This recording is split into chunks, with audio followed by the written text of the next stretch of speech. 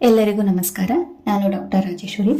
Last ವಿಡಿಯೋದಲ್ಲಿ ಸಾಮಾನ್ಯವಾಗಿ ಕಾಣಿಸಿಕೊಳ್ಳುವ ಲೋವರ್ ಯೂರಿನರಿ ಟ್ರ್ಯಾಕ್ಟ್ ಇನ್ಫೆಕ್ಷನ್ ಬಗ್ಗೆ ಮಾಹಿತಿ ನೀಡಿದ್ದೆ.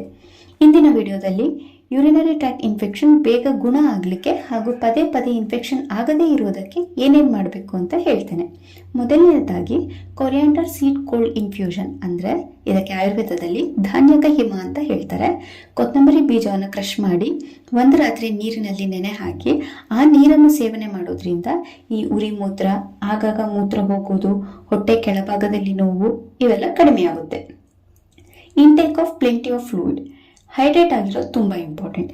ನೀರು ಜಾಸ್ತಿ ಕುಡಿಯೋದ್ರಿಂದ ಬ್ಯಾಕ್ಟೀರಿಯಾ ಫ್ಲೆಶ್ ಔಟ್ ಆಗಲಿಕ್ಕೆ ಸಹಾಯ ಮಾಡುತ್ತೆ.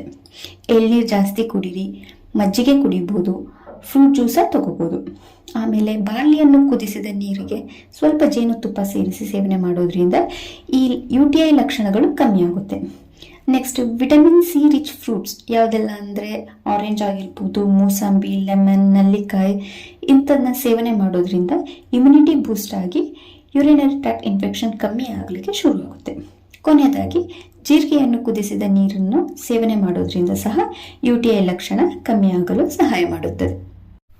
ಇನ್ನು UTI ಪದೇ ಪದೇ ಆಗ್ತಾ ಇದೆ ಅಂದರೆ ಆಹಾರದಲ್ಲಿ ಏನೇನು ಸೇವನೆ ಮಾಡಬಾರದು ಅಂದರೆ ಮೊದಲನೇದಾಗಿ ನಾನ್ ವೆಜ್ ಸೇವನೆ ಕಡಿಮೆ ಮಾಡಿ. Oily food, fried food avoid ಮಾಡೋದು ತುಂಬ ಒಳ್ಳೆಯದು.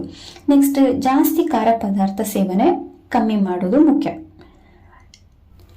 ಮುಖ್ಯವಾಗಿ ಮೂತ್ರವೇಗ ಧಾರಣ ಅಂದರೆ ಮೂತ್ರ ಬಂದಾಗ ಜಾಸ್ತಿ ಹೊತ್ತು ಕಂಟ್ರೋಲ್ ಮಾಡಿದರೆ UTI ಜಾಸ್ತಿ ಆಗುತ್ತೆ. ಪದೇ ಪದೇ ಪಬ್ಲಿಕ್ ಟಾಯ್ಲೆಟ್ ಯೂಸ್ ಮಾಡೋದು ಅವಾಯ್ಡ್ ಮಾಡಿ. UTI ಸೋಂಕಿನ ಲಕ್ಷಣ ಕಾಣಿಸ್ಕೊಂಡಾಗ ಈ ಮೇಲೆ ಹೇಳಿದಂಥ ಟಿಪ್ಸ್ನ ಫಾಲೋ ಮಾಡಿ ಬೇಗ ರಿಕವರಿ ಆಗ್ತೀರಾ. Get well soon. ಈ ವಿಡಿಯೋ ನಿಮಗೆ ಇಷ್ಟ ಆಗಿದ್ರೆ ಡಾಕ್ಟರ್ಸ್ ಡೈರಿ ಚಾನಲ್ಗೆ ಸಬ್ಸ್ಕ್ರೈಬ್ ಆಗಿ. Thank you.